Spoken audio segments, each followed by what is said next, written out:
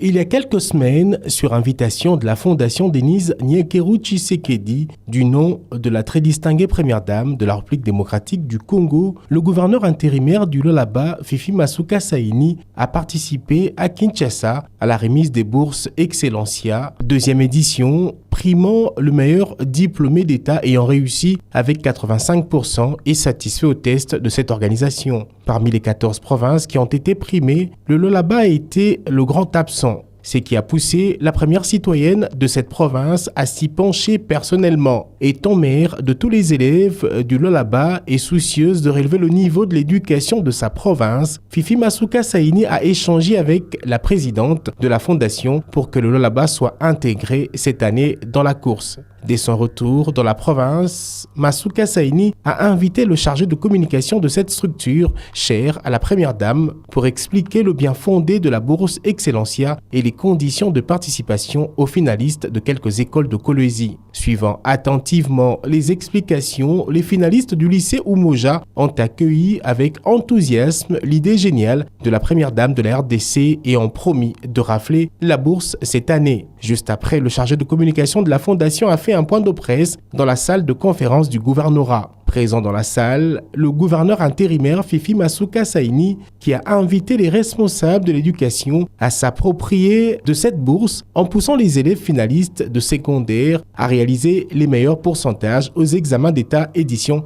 2020-2021. Aujourd'hui, c'est Excellencia spéciale province du Lualaba. Monsieur le ministre, membre du gouvernement, monsieur le prophète, nous pensons que vous allez y arriver.